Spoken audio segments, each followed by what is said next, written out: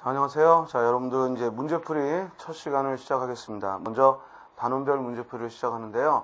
우리가 앞에서 이론에서 학습했던 것을 이제 문제를 통해서 여러분들이 한 번 더 복습하고 그리고 또 체계적으로 심화하는 시간이 됐으면 합니다.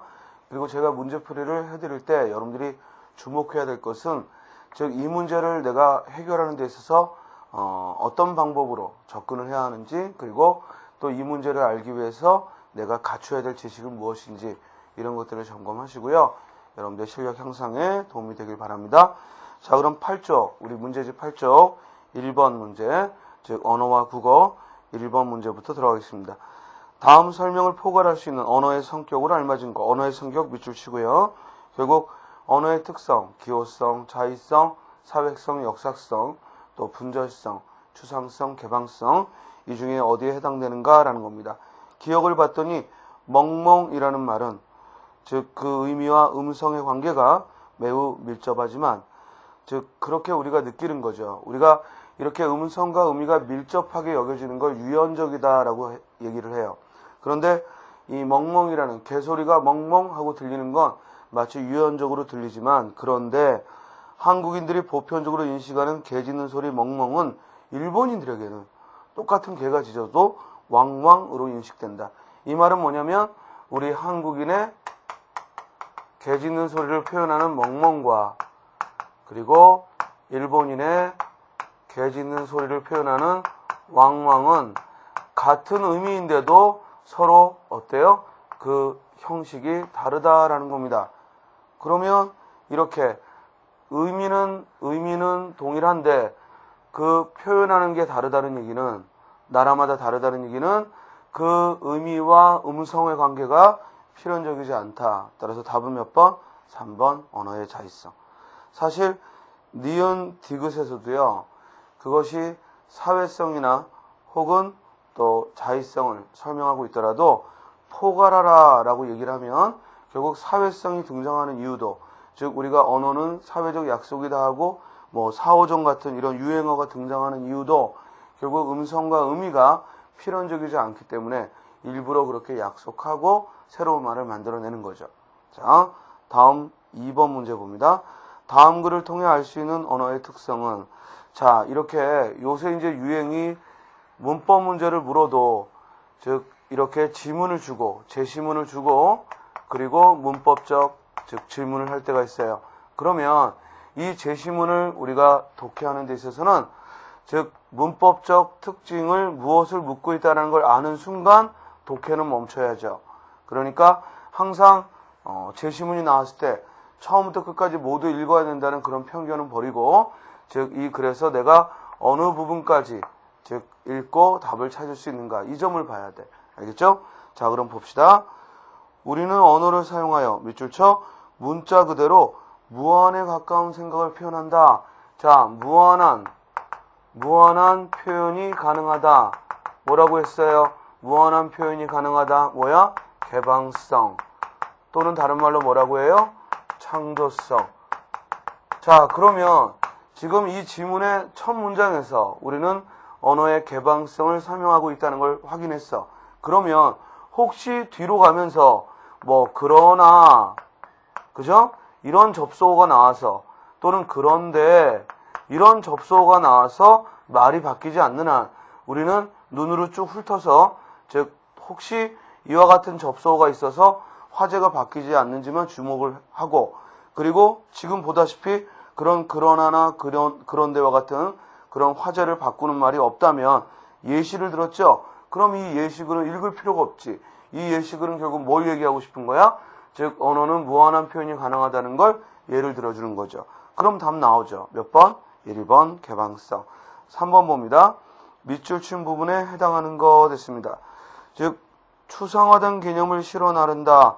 자, 우리 언어의 특성 설명하면서 즉 언어는 추상화의 과정을 거친다. 즉 추상화된 개념을 다루는 것이다 라는 얘기 배웠죠. 즉 이는 곧 언어의 뭐야? 추상성을 얘기하고 있고 즉 전혀 즉 다른 사물들의 어떤 공통적인 걸 모아서 그리고 새로운 상위 개념을 만들어내죠. 그래서 답은 몇 번? 1번이죠. 무궁화, 진달래, 개나리, 목련 이런 각각의 꽃들의 공통적 특성을 모아서 꽃이라는 그런 추상화의 개념을 만드는 거죠. 따라서 언어는 이처럼 하나의 단어 속에 구체적인 사물들이 있지만 그것들의 공통적인 걸 뽑아서 추상화된 개념을 만듭니다. 따라서 정답은 1번. 4번 보죠. 언어의 특성과 이해가 잘못된 거.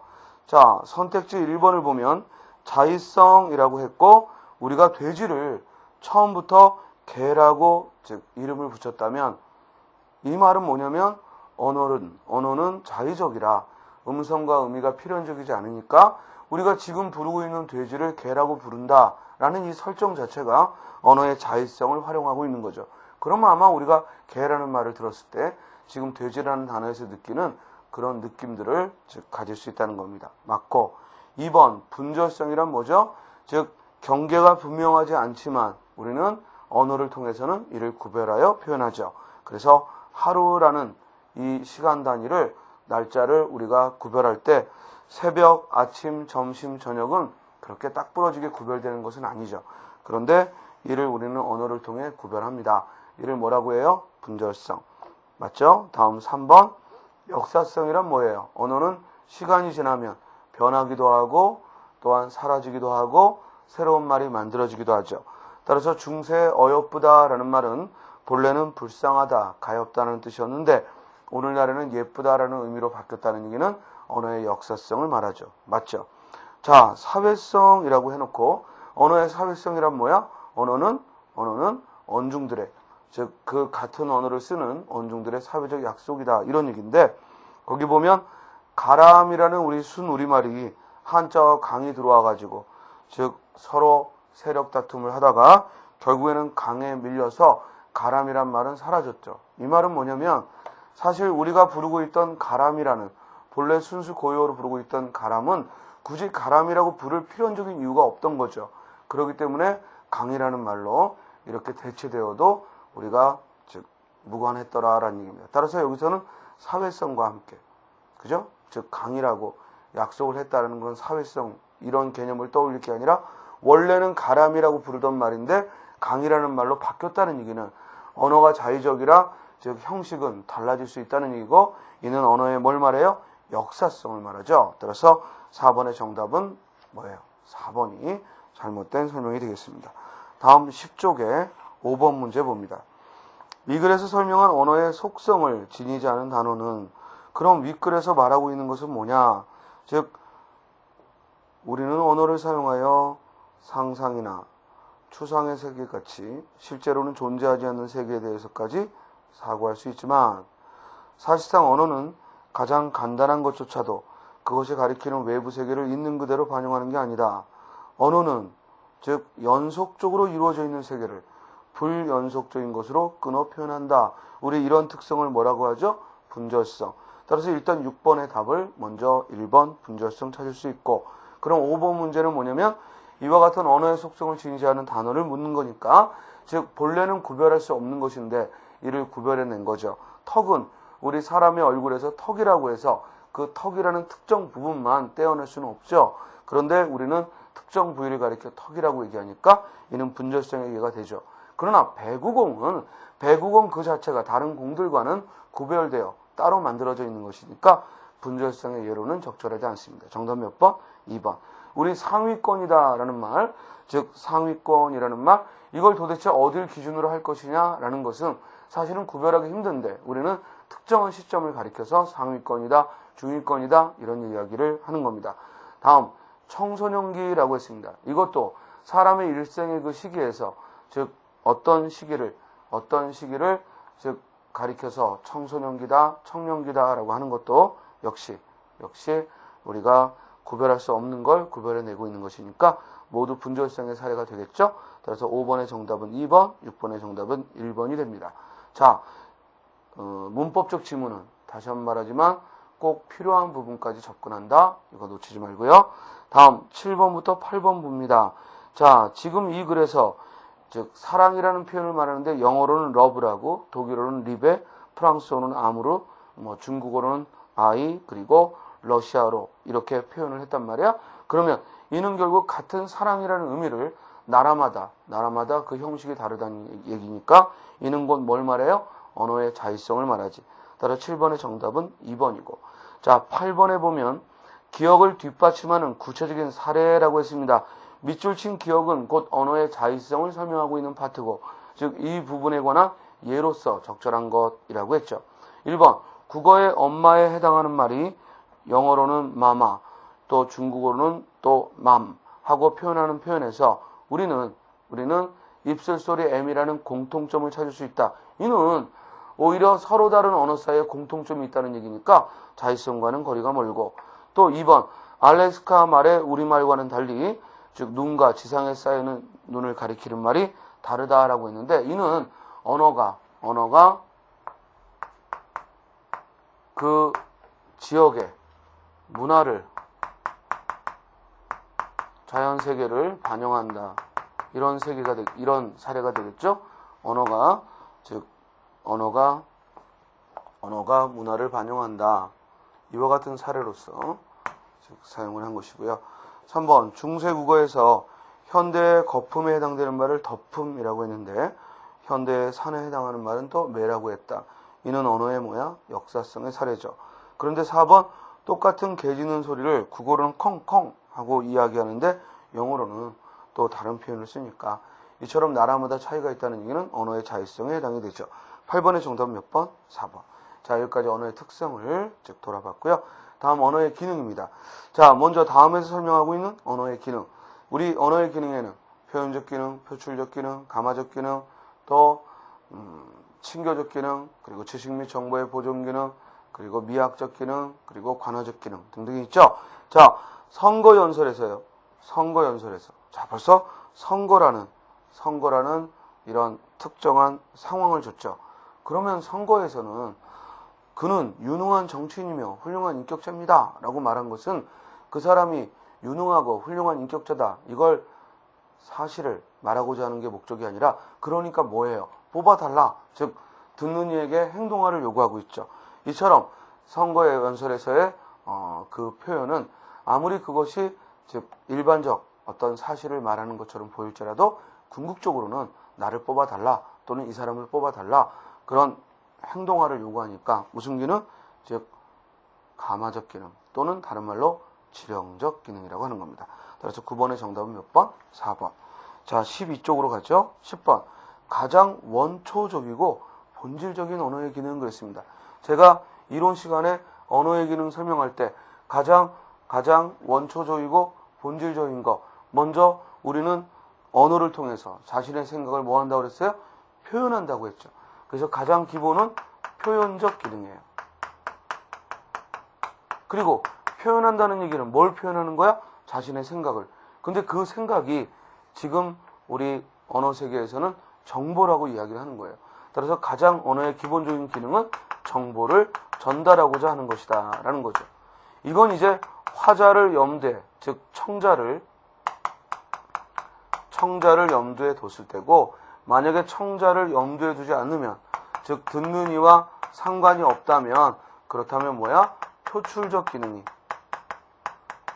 기능은 본능적으로 역시 드러내는 건데, 이는 청자를 고려하지 않는 것이고, 따라서 이 표현적 기능은 청자를 고려하는 가장 언어의 원초적인 기능, 정보 전달의 기능이죠.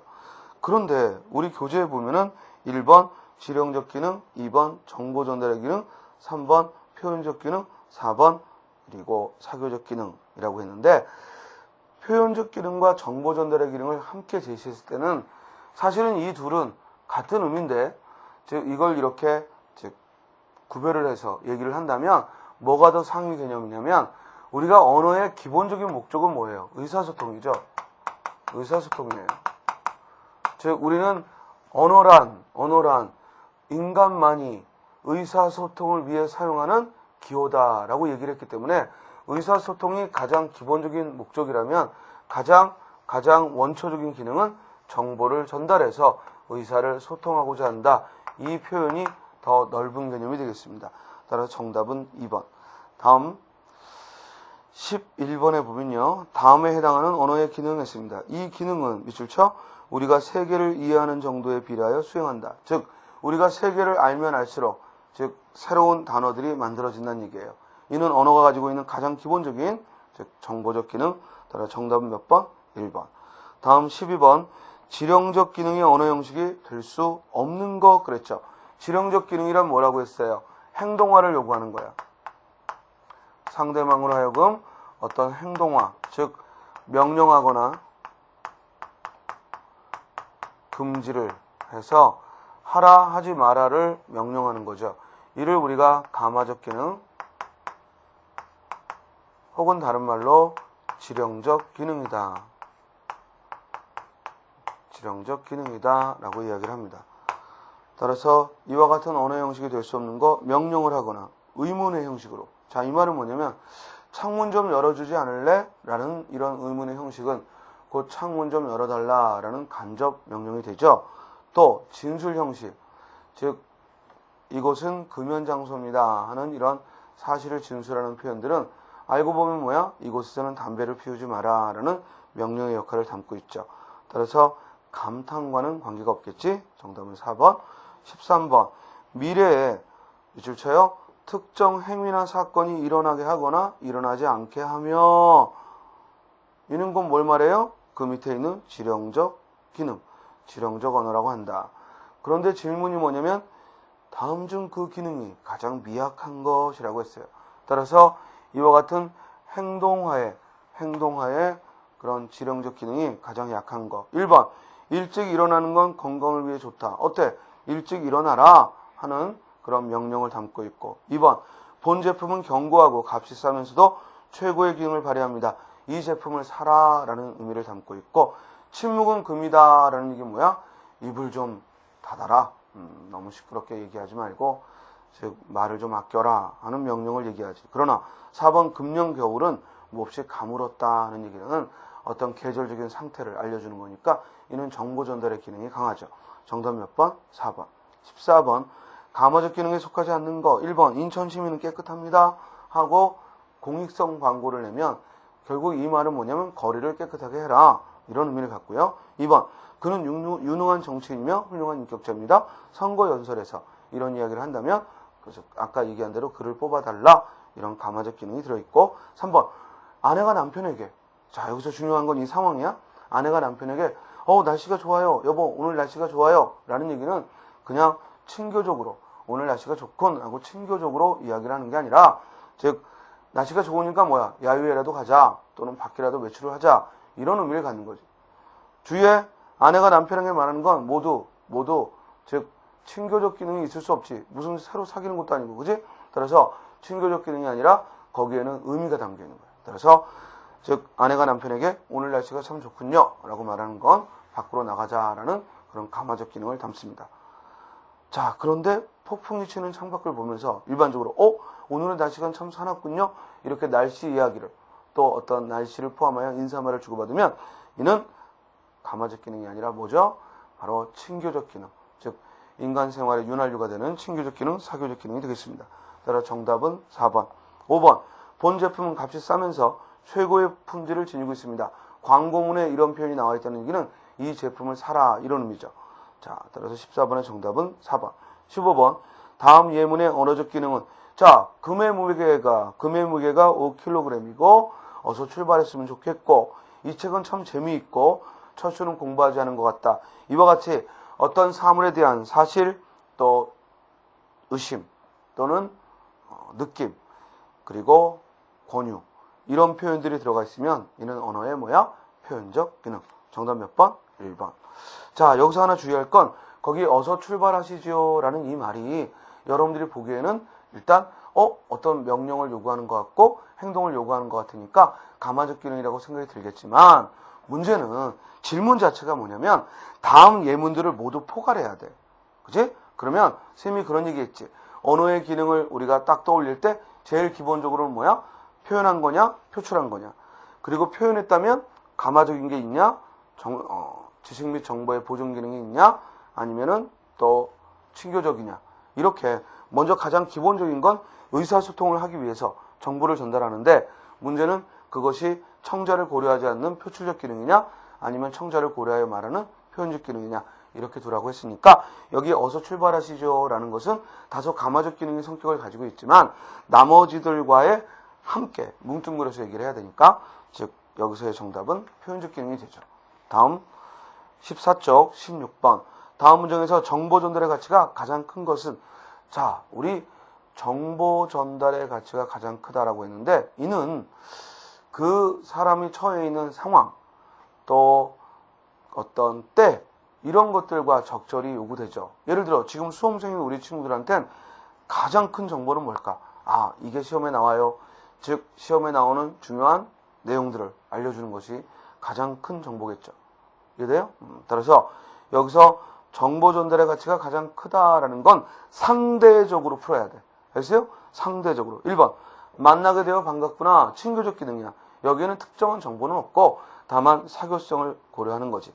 근데 2번 내일은 도서관을 열지 않는다. 자 도서관을 연다 열지 않는다. 잘못하면 도서관을 여는 줄 알고 갔다가는 헛수고를 할 수 있으니까 이는 사실적인 정보로서 즉 정보의 가치가 크죠.